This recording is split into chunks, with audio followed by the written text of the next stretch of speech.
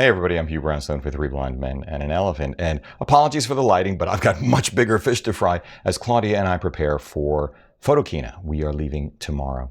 But I thought it would be interesting for you if I shared with you what we're bringing and why. So let's get into it. Being in the Batcave is great because I've got a camera locked down. I know exactly what I'm doing every single time. Awesome.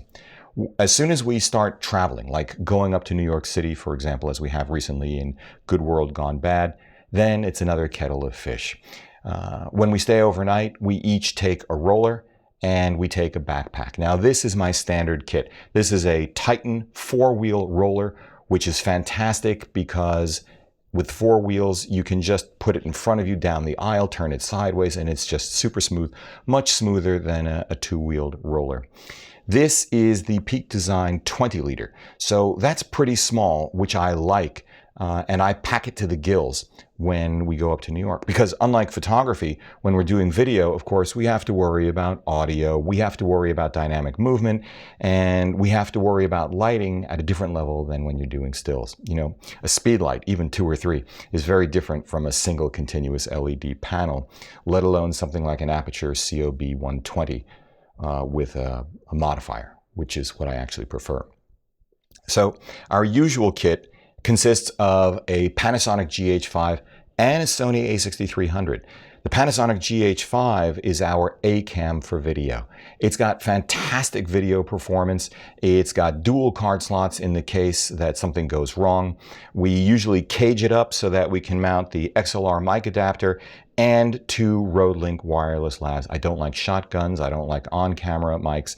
This is our usual kit. The other thing that I like about the Rode-Links is that they use frequency hopping. So I don't have to do any kind of real handshake. I don't have to get a clear set of channels and then worry about in the middle of it something going wrong. And they're fantastic for that reason. We bring the a6300 as our B-cam, especially for motion shots, like if we want to do a gimbal shot. Claudia is the one who's using this camera. It's also fantastic for stills. It's at a different level of performance for stills than the GH5, although the GH5 is surprisingly good if you just keep an open mind. The autofocus is much better on the a6300, which is why we use it typically with a crane. However, this time around we're doing something different. We're actually going to take away the Sony and we're going to take away the crane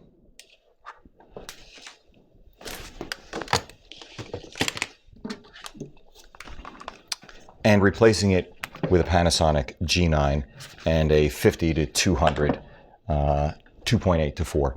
And the reason why is this. One, we can now share the lenses, so I don't need to take the 24 to 105, which is superb, nor the 28 2.0 and 51.8, which are also superb lenses. That makes it a lot easier.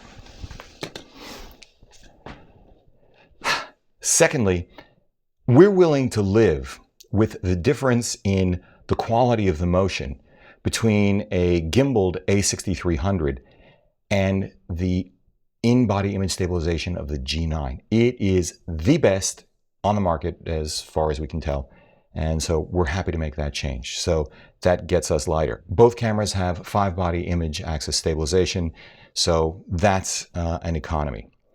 The next thing that we're doing actually is we are not taking the Rode-Links, which again, I really like. So let's get rid of all of these. In fact, what I'll do is I'll put these here for a minute and show you why we're switching out. For this trip,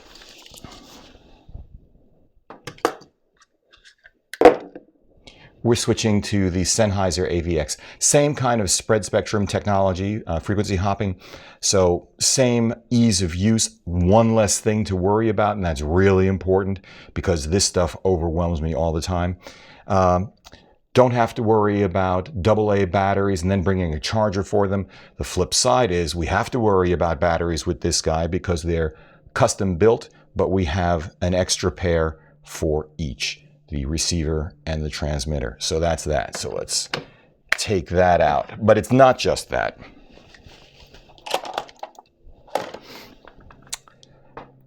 it lets us get rid of the cage. So the small rig cage is superb. I love it. Actually, I'm going to take that off first, because otherwise it won't let me pull it out. This is the XLR adapter. This is fantastic because it allows me to fine-tune left and right channel. And when one of us has a louder voice than the other, which is always the case, that's an issue. One of the things that I love about the small rig, in addition to it being really well built and keenly priced, is this design of their half cage. So when I'm shooting an interview or a conversation, let's say for our Mariner East documentary series, I will pull the camera out after to do my own B-roll along with Claudia. The thing that I love about the GH5 and working with primes is that it is so small and light. It's fantastic. But anyway, back to the point. We put on the XLR adapter, and now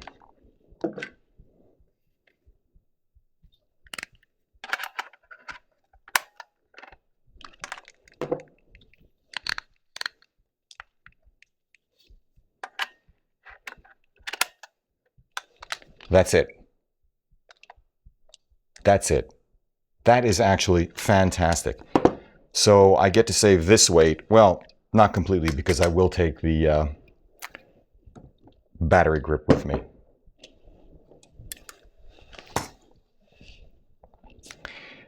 Of course, we'll bring the neutral density filters, and of course, we'll bring adapters. We're also bringing the Sony recorder. Now, I actually have it in my pocket right now. I'm using that instead. But this is a fantastic little recorder. I like it much better than the Zooms that I've had. This is the SXC something 2000, and it's just superb. So that gives me options as well. Now, of course, monitoring audio is critically important, and we usually use these Sony headphones. They're the, what, 750, 7500, 7506. These are industry standards. They're just superb, but every ounce actually matters. So instead, we're going to put those away, and we're just going to use these. Now, these are not your ordinary buds. These are a set of Glyph E6s, I think they are, and they go in ear, which is grody if you're sharing them with anybody, but otherwise they really isolate the sound and they're really important. So we're going to use that. I normally like bringing the Aputure LS 1/2W. Aputure is my go-to light. I love them. I love the guys there. Great products at a great price. What's lovely about this is that it's got a V-mount, but taking a big Cine battery on the plane, unless it's fully discharged, and it's heavy anyway, yeah, we're not going to do that. And the additional issue is that we would then want a diffuser for it, so we're just going to put that to the side over there. We're not using that. We are going to bring another light. It's hardly the same, but I really like this little Luxley Viola with the built-in diffuser. In a jam, you can hand hold it off to the side and up. So if you want, call it a key light. I tend to think of it as a fill light, actually, when we're shooting at dusk. So that's really, really nice. It's not strong enough to act as a key in daylight for shadows. So honestly, what I'm hoping is that someone at Photokina, one of the light manufacturers, will let us borrow. That's literally what I'm thinking right now. So we'll see what happens with that. Now, my go-to tripod in the Batcave is a Cartoni SDS8, fantastic. But in this instance, we want a travel tripod. And the thing that's fantastic about this kind of gear is that they're so light that you can use a travel tripod. My go-to tripod for a decade has been the Gitzo Mountaineer with an Arca Swiss ball head. It's fantastic. However, I am now using the FLM CP26. Now, this is like the B-Free or any number of these other tripods that fold in on itself.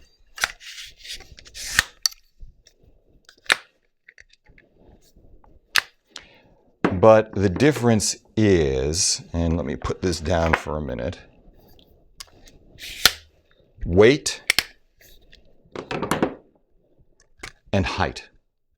This makes a big difference. This is a superb tripod. And I'm delighted that FLM is supplying it to me. I asked them. They didn't ask me. I asked them. I said, this is what I really want. So that's that story. Well, let's talk about the Peak design. It's a little bit small. Now, we have the issue of figuring out how to bring a lot and then take only selectively what we want on the day. So we have an issue with bringing as much as we need to and then on the day making a judgment about what we'll actually take. So I'm not quite sure if we will take this or not. I can tell you that what Claudia uses when she's in pack mule mode is this Manfrotto. It's nice, but it's not robust. I wouldn't use it for heavy stuff. Not that it matters, because Claudia won't take a lot of heavy stuff. I understand. What she actually prefers is this little Tenba. Perfect for this camera, flash cards, her wallet, her cell phone.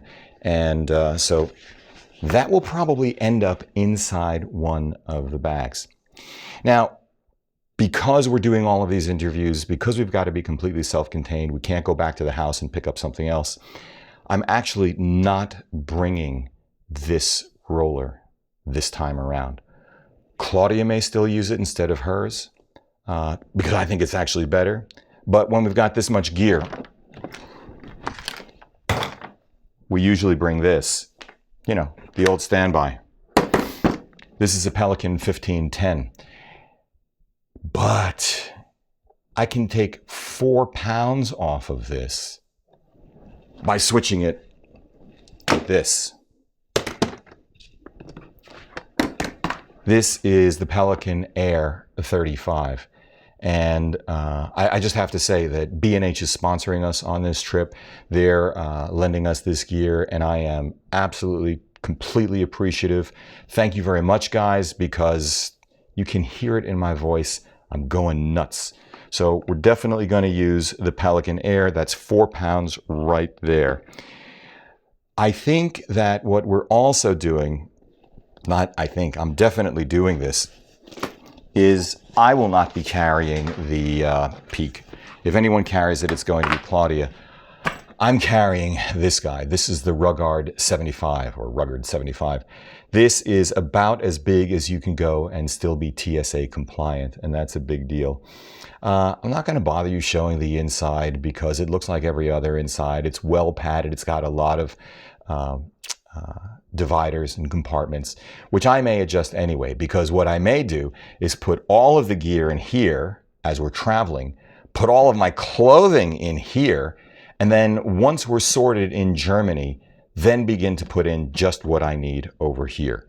So that is that story. What else do I want to show you? I'm looking around.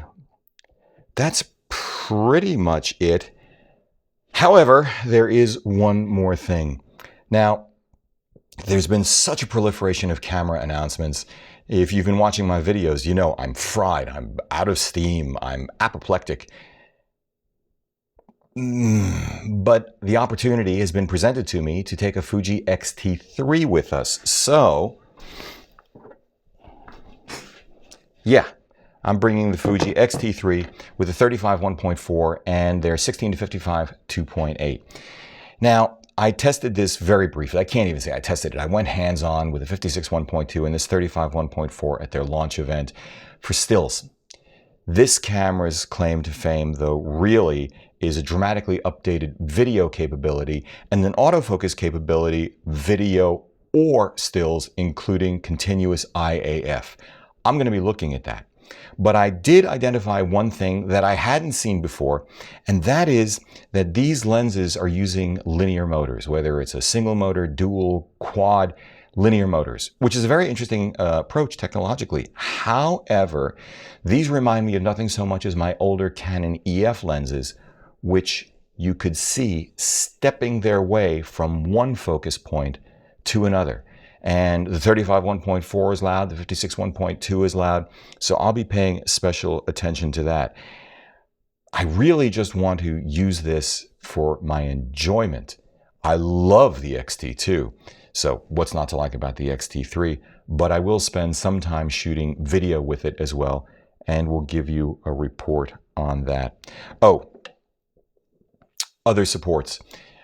This is actually from the Aputure series of mini LEDs. This is a fantastically small light stand that's very lightweight and goes up to, I don't know, about 7 feet. And as you can see, very, very small.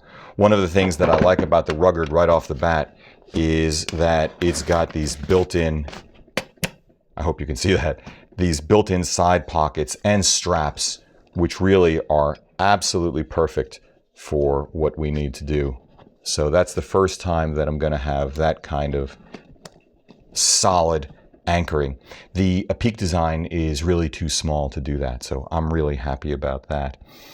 Of course, we will have a color checker, we will have SD card readers, we are carrying Lexar, the high-speed ones, the 2000. So that's kind of like the Sony top of the line, 300 megabytes per second.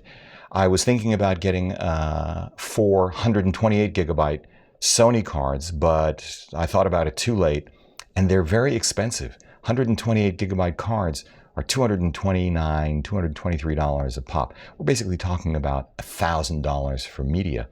So I decided that I would live with the 64 gigabytes. Now, normally when I shoot video, I set the cards to roll over. If I'm doing a town meeting, which goes 2 hours, that's what I need to do. In this case, I was thinking about the 128 gigs because I wanted redundancy. This is one of those times. I mean, we're going to Europe, we're going to sit down with industry figures, and there's no second chance. So I wanted to set it to redundancy, and I may still set it to redundancy at 64 gigabytes and just ask Claudia to pay a lot closer attention, because normally we don't worry about it. It never goes as long as filling up 2 cards. We only use 8-bit 420 4K, and that's just fine for what we do. But this is my one contribution to the whole dual card slot thing. For this very specific function, dual card slots, being able to record redundantly makes sense, but it costs a chunk of money. One other thing. Yes.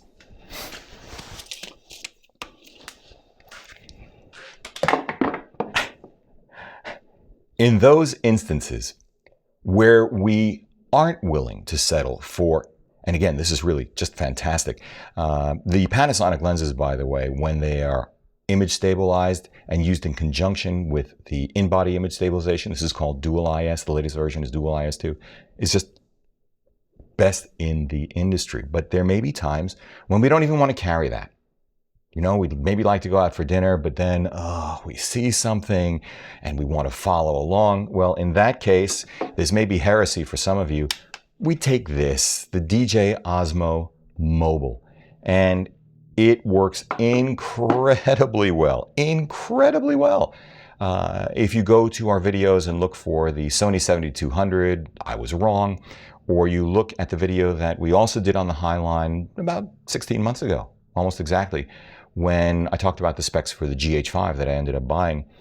Both of those were shot on this gimbal with an iPhone 6, though it has to be said that Claudia has extraordinarily precise and strong motor skills and coordination. That's it. Now we just need to pack.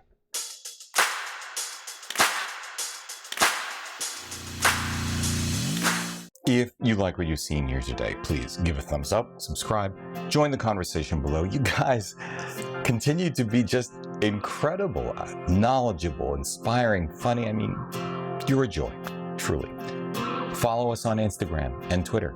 Grab one or both of our new Hold That Thought t-shirts you wanted us to put up at our new 3BMEPthreadless.com store. Support our work by using our affiliate links down below in the show notes, dropping us coffee money via our PayPal link down below in the show notes, or even better than that, we invite you to become a patron of our work over at Patreon. Link down below. We've created our Patreon page because we are stoked to bring you not only gear reviews, but with our What Were You Thinking and Good World Gone Bad series, historical, educational, artistic morsels, and longer form conversations, not interviews, with world-class photographers, curators, gallery owners, keepers of the legacy, folks like Elliot Irwitt, Anya Sear, Mark Lubell, Etheline Staley, and friends like Brian Smith, Paul Giroux, Nino Rakicevic, and more. We'd really like you to join us to deliver this kind of content regularly. Your support on Patreon will really help us ramp it up. In which case, as always, we thank you for it. That's it. For Three Blind Men and an Elephant, I'm Hugh Brownstone. See you next time.